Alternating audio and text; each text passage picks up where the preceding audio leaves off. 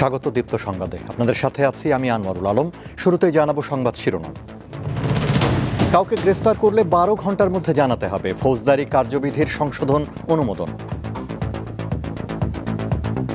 যে গ্রেফতার করবে, যে পুলিশ অফিসার, তার ক্লিয়ার আইডেন্টিটি থাকতে হবে। ঢাকার উত্তরায় মাইলস্টোন স্কুলে বিমান বিধ্বস্তের ঘটনায় নিহত 5 শিক্ষার্থীর পরিচয় শনাক্ত হল। সাবেক প্রধান বিচারপতি খায়রুল হককে রাজধানীর ধানমন্ডির বাসা থেকে গ্রেফতার করেছে পুলিশ।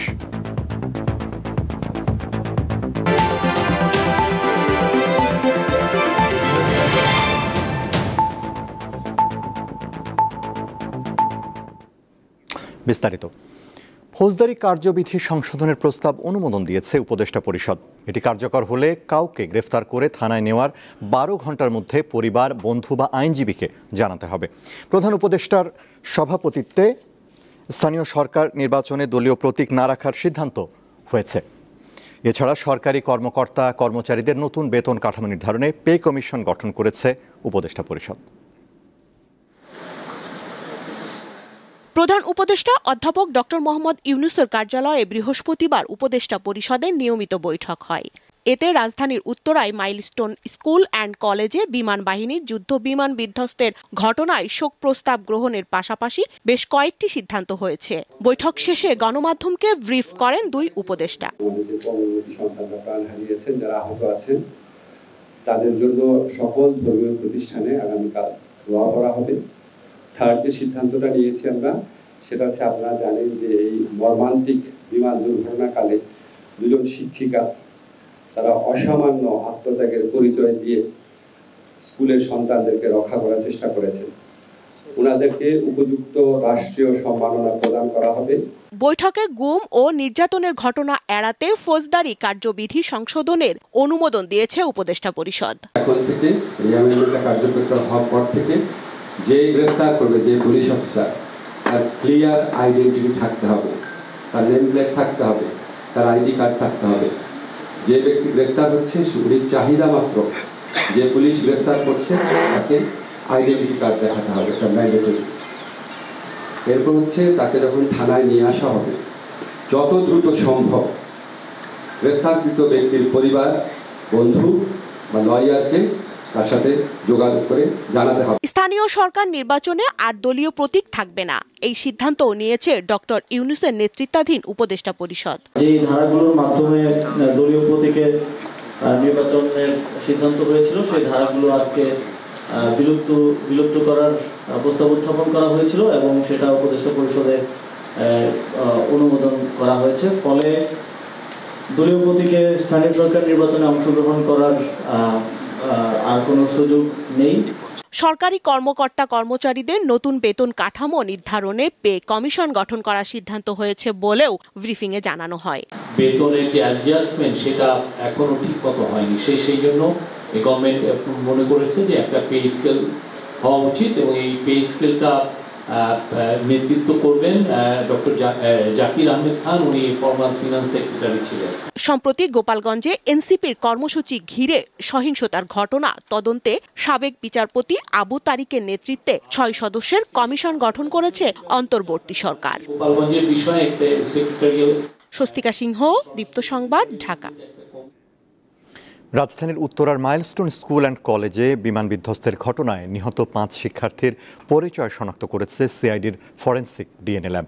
আজ সিআইডির বিশেষ পুলিশ সুপার জসিমউদ্দিন খান এ তথ্য নিশ্চিত করেছেন। তিনি জানান, মাইলস্টোন স্কুল অ্যান্ড কলেজে যুদ্ধ বিমান দুর্ঘটনায় অগ্নিদগ্ধ 5 জনের পরিচয় শনাক্ত করেছে সিআইডির ফরেন্সিক ডিএনএ ল্যাব। তারা হলেন ওকিয়া ফেরদৌস, নিধি, লামিয়া আক্তার সোনিয়া, আফসানা আক্তার প্রিয়া, রাইসা মনি ও মারিয়াম উম্মে আফিয়া।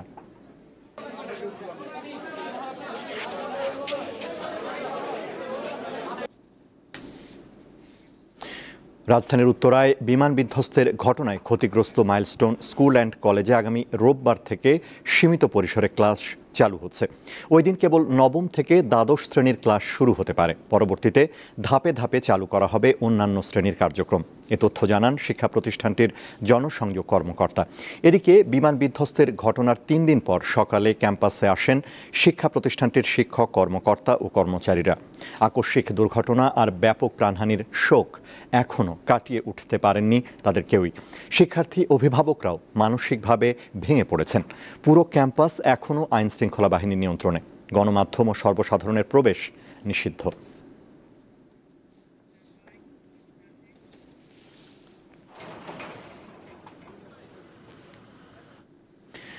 সাবেক প্রধান বিচারপতি এবিএম খায়রুল হককে গ্রেফতার করা হয়েছে।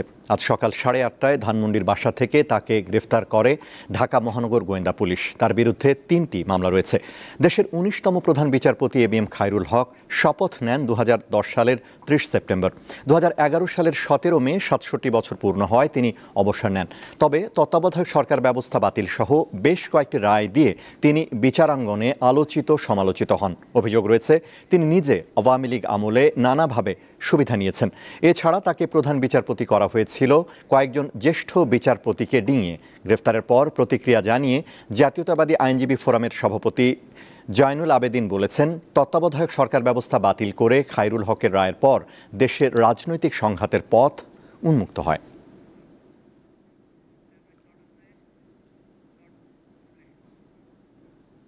খায়রুল হক ভেবেছিলেন যে পালিয়ে বেঁচে যাবেন। এই সরকার এমনভাবে বিচার করবেন, দৃষ্টান্তমূলক বিচার করবেন, যাতে মানুষ মনে করে এই আদালতে বিচার হচ্ছে সেটা জনগণের আদালত। খায়রুল হককে এমনভাবে বিচার করতে হবে যে জনতা তার সেই বিচার দেখতে পায়। একসময় অন্যের অপরাধের বিচার করতেন যিনি, তার হাতেই এখন হাতকড়া। খায়রুল হক হলেন দেশের প্রথম কোনো প্রধান বিচারপতি যাকে গ্রেফতার করা হয়েছে। নানা কারণে আলোচিত সমালোচিত এই সাবেক প্রধান বিচারপতির গ্রেফতারকে স্বাগত জানিয়েছেন দেশের জ্যেষ্ঠ কয়েকজন আইনজীবী। দেরিতে হলেও তার বিরুদ্ধে ব্যবস্থা নেওয়ায় সন্তুষ্ট বিএনপি। তত্ত্বাবধায়ক সরকার ব্যবস্থা বাতিল মামলার মূল রায়দানকারী হিসেবে রাজনৈতিকভাবে সমালোচিত খায়রুল হক। তার নেতৃত্বাধীন আপিল বেঞ্চ 2011 সালের 10 মে সংবিধানের ত্রয়োদশ সংশোধনী বাতিল করে রায় দেয়। তাতে তত্ত্বাবধায়ক সরকার ব্যবস্থা অবৈধ হয়ে যায়। খায়রুল হক আরও একটি বিতর্কিত রায় দেন, যা আওয়ামী লীগের রাজনৈতিক অবস্থানের জন্য সুবিধাজনক বা এর সমর্থন সূচক ছিল। এর মধ্যে রাজনৈতিক একটি বিষয়কে আদালতের আওতাধীন করে শহীদ রাষ্ট্রপতি জিয়াউর রহমান স্বাধীনতার ঘোষক নন বলে রায় দিয়েছিলেন তিনি। এছাড়া আগাম জামিনের এখতিয়ার কেড়ে নেয়া, খালেদা জিয়াকে ক্যান্টনমেন্টের বাড়ি থেকে উচ্ছেদ করা এবং ক্ষমতার অপব্যবহার সহ নানা অভিযোগ রয়েছে তার বিরুদ্ধে। সুপ্রিম কোর্টের আইনজীবীরা বলছেন, জনতার আদালতে ন্যায় বিচার করতে হবে দুর্নীতিগ্রস্ত এই বিচারপতির। এই সরকার এমনভাবে বিচার করবেন, দৃষ্টান্তমূলক বিচার করবেন, যাতে মানুষ মনে করে এই আদালতে বিচার হচ্ছে সেটা জনগণের আদালত এবং জনতার আদালত। তার কর্মের জন্য, কর্মকাণ্ডের জন্যই তো আজকে বাংলাদেশের সব মানবতা বিরোধী অপরাধ হয়েছিল। অবশ্যই সে দায়ী হবে, মানবতা বিরোধী অপরাধও দায়ী হবে। পাশাপাশি হত্যা, গুম সবগুলোর মধ্যে আমি মনে করি তার সংশ্লিষ্টতা আছে এবং তার সহযোগিতা আছে। আইনজীবীরা আরও জানান, শেখ হাসিনাকে ফ্যাসিস্ট বানানোর এই কারিগরের পরিণতি দেখে অন্যদেরও শিক্ষা নেওয়া উচিত। বিচারপতি খায়রুল হক সাহেবকে যে মামলায় অ্যারেস্ট করেই জেলে নেওয়া হোক না কেন, আমি মনে করি এটা বাংলাদেশের বিচার বিভাগের ইতিহাসে একটা খারাপ সংবাদ। বাংলাদেশের বিচার বিভাগ যদি যেদিন থেকে নষ্ট হওয়া শুরু হয়, সেদিন থেকে নষ্ট হয় যেদিন জাস্টিস খায়রুল হক প্রধান বিচারপতি হন। এক প্রতিক্রিয়ায় বিএনপির মহাসচিব মির্জা ফখরুল ইসলাম আলমগীর জানান, তত্ত্বাবধায়ক সরকার নিয়ে সাবেক প্রধান বিচারপতি খায়রুল হকের দেয়া রায় ছিল রাষ্ট্রবিরোধী। বিলম্বে হলেও যে এতদিন পরে তার বিরুদ্ধে যে ব্যবস্থা গ্রহণ করেছে সরকার, সেজন্য সরকারকে আন্তরিক ধন্যবাদ জানাচ্ছি এবং সঠিকভাবে তার তদন্ত হবে সব বিষয়গুলোর এবং তার সঠিকভাবে তার বিচার কার্য সম্পাদন হবে। দেশের 19তম প্রধান বিচারপতি হিসেবে 2010 সালের 27 সেপ্টেম্বর নিয়োগ পান খায়রুল হক। পরের বছরের 17 মে তিনি অবসরে যান। 2013 সালের 23 জুলাই খায়রুল হককে 3 বছরের জন্য আইন কমিশনের চেয়ারম্যান হিসেবে নিয়োগ দেয় তৎকালীন আওয়ামী লীগ সরকার। মাহিদুর রহমান, দীপ্ত সংবাদ, ঢাকা। সংস্কার, বিচার ও নতুন সংবিধানের দাবি নিয়ে এগিয়ে যাবে জাতীয় নাগরিক পার্টি এনসিপি, এমনটি জানালেন দলটির আহ্বায়ক নাহিদ ইসলাম। দুপুরে ব্রাহ্মণবাড়িয়া শহরের পৌর মুক্ত মঞ্চে আয়োজিত সমাবেশে তিনি আরও বলেন, কিছু রাজনৈতিক দল তাদের অবস্থান থেকে সরে এসে সংস্কারের বিষয়ে একমত হয়েছে। 5 আগস্টের মধ্যে জুলাই সনদ ও ঘোষণাপত্র আদায়ের আশা ব্যক্ত করেন তিনি। সমাবেশ শেষে পদযাত্রাটি হবিগঞ্জের উদ্দেশ্যে রওনা হয়। এর আগে সকালে ব্রাহ্মণবাড়িয়ার সার্কিট হাউসে জুলাই অভ্যুত্থানে নিহত ও আহতদের পরিবারের সদস্যদের সাথে সাক্ষাৎ করেন এনসিপির নেতারা।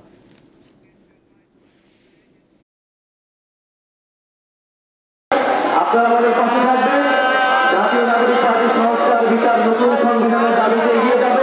ফলে ব্রাহ্মণবাড়িয়ার রাস্তাঘাট, শিক্ষা, স্বাস্থ্য থেকে সবকিছু উন্নয়ন থেকে ব্রাহ্মণবাড়িয়াকে বঞ্চিত করে রাখা হয়েছিল।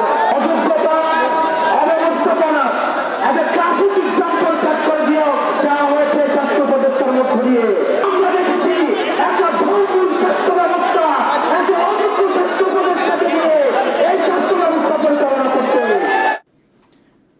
হাসিনা জুলাইয়ের 36 দিন শীর্ষক একটি অনুসন্ধানী প্রামাণ্যচিত্র প্রকাশ করেছে আন্তর্জাতিক গণমাধ্যম আল জাজিরার ইনভেস্টিগেটিভ ইউনিট। সাবেক প্রধানমন্ত্রী শেখ হাসিনার সরাসরি নির্দেশে 2024 সালের জুলাইয়ের ছাত্র আন্দোলনে প্রাণঘাতী হামলা চালানোর প্রমাণ উঠে এসেছে।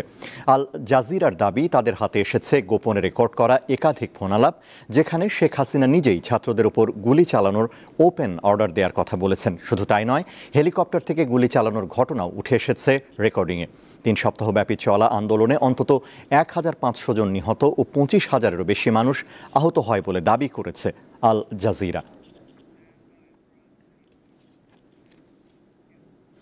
ছররাগুলির যন্ত্রণায় কাতরাচ্ছেন রাজশাহীর অর্ধশতাধিক জুলাই যোদ্ধা। উন্নত চিকিৎসা না পাওয়ার অভিযোগ তাদের। অভিযুক্তদের গ্রেফতার না করায় ক্ষোভ প্রকাশ করেন তারা। আমার শরীরে প্রায় আপনার 28 থেকে 30টা গুলি 3 দফা ধরেন আমার শরীরে গুলিবিদ্ধ হয়। আমরা প্রায় এখানে 2 ঘন্টা যাবৎ পুলিশের সঙ্গে এবং স্থানীয় আওয়ামী লীগ নেতৃবৃন্দের সঙ্গে আমরা কিন্তু যুদ্ধ করি। প্রায় 150 গুলি আমার শরীরে এখনো আছে।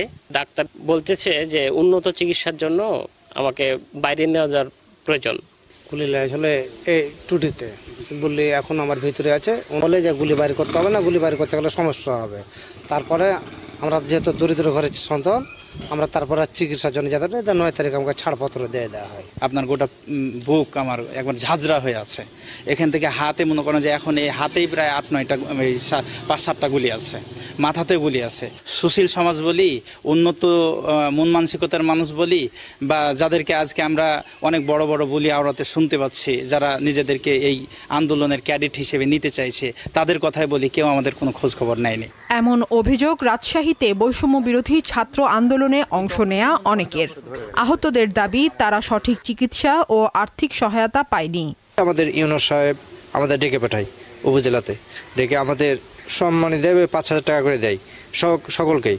সেই 5,000 আর থানা থেকে আমরা পেয়েছিলাম 5,000, এই টাকাটা পেয়েছি। আর আমাদের এ পর্যন্ত কোথাও যদি চিকিৎসা করতে যাই মানে সম্মানটা পাই না।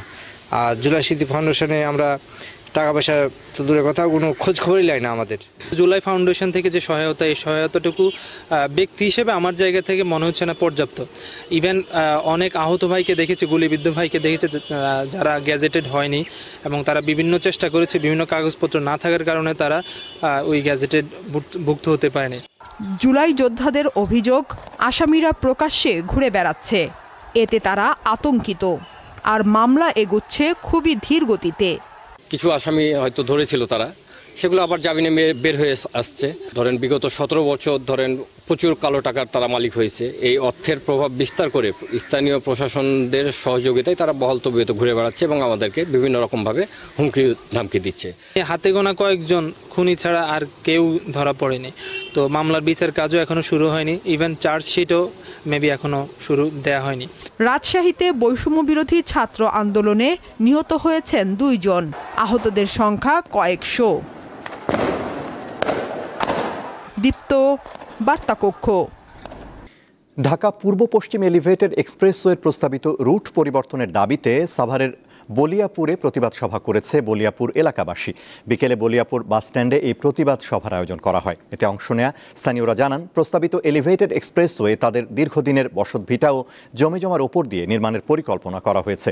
এতে শত শত পরিবার ঘরবাড়ি হারিয়ে উচ্ছেদের মুখে পড়বে বলে আশঙ্কা করছেন তারা। কর্তৃপক্ষ 1 কিলোমিটার পূর্ব দিকে ইন্টারচেঞ্জ সরিয়ে নিলে ক্ষতি হবে না বলে দাবি এলাকাবাসীর।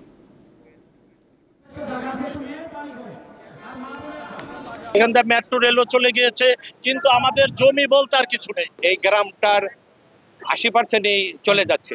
এখন সকল এই বসবাসকারীরা তারা ভূমিহীন হবে। এলিভেটেড এক্সপ্রেস যেটা হইতেছে এটার বিপক্ষে না, এটা 100% আমরা পক্ষে। আমাদের গ্রামটা রক্ষার্থে আমরা আজকে এই প্রতিবাদ সভা করেছি। রাশিয়ায় 49 আরোহী নিয়ে উড়োজাহাজ বিধ্বস্ত হয়েছে। এতে থাকা 49 আরোহীর কেউই বেঁচে নেই।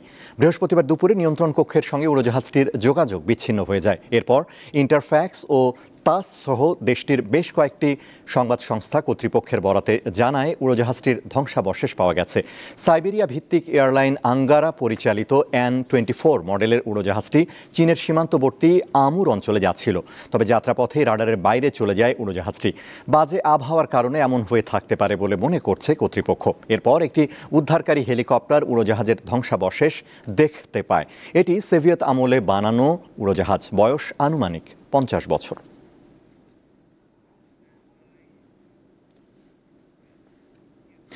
কম্বোডিয়ার সঙ্গে সীমান্ত সংঘাতে থাইল্যান্ডে নিহতের সংখ্যা 12 জনে দাঁড়িয়েছে।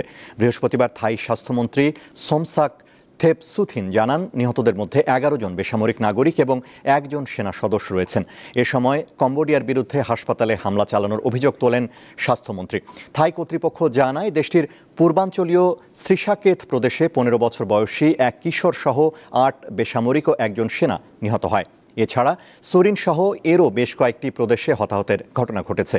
বৃহস্পতিবার ভোররাতে সীমান্তের বিরোধপূর্ণ অংশে 2 দেশের সেনাদের মধ্যে তুমুল গোলাগুলি শুরু হয়।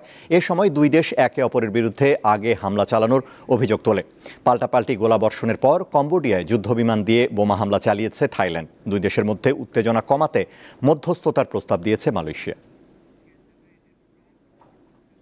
শেষ করব দীপ্ত সংবাদ, তার আগে সংবাদ শিরোনামগুলো জানাবো আরও একবার। কাউকে গ্রেফতার করলে 12 ঘন্টার মধ্যে জানাতে হবে ফৌজদারি কার্যবিধির সংশোধন অনুমোদন। ঢাকার উত্তরায় মাইলস্টোন স্কুলে বিমান বিধ্বস্তের ঘটনায় নিহত 5 শিক্ষার্থীর পরিচয় শনাক্ত হল।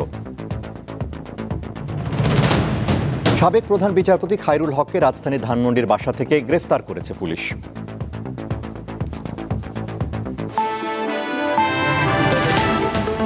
এ ছিল এখনকার মতো। আমাদের পরবর্তী দীপ্ত সংবাদ রাত 11টায় দেখার আমন্ত্রণ। এছাড়া আরও তথ্য পেতে যুক্ত থাকুন দীপ্ত ডিজিটাল প্ল্যাটফর্মগুলোতে।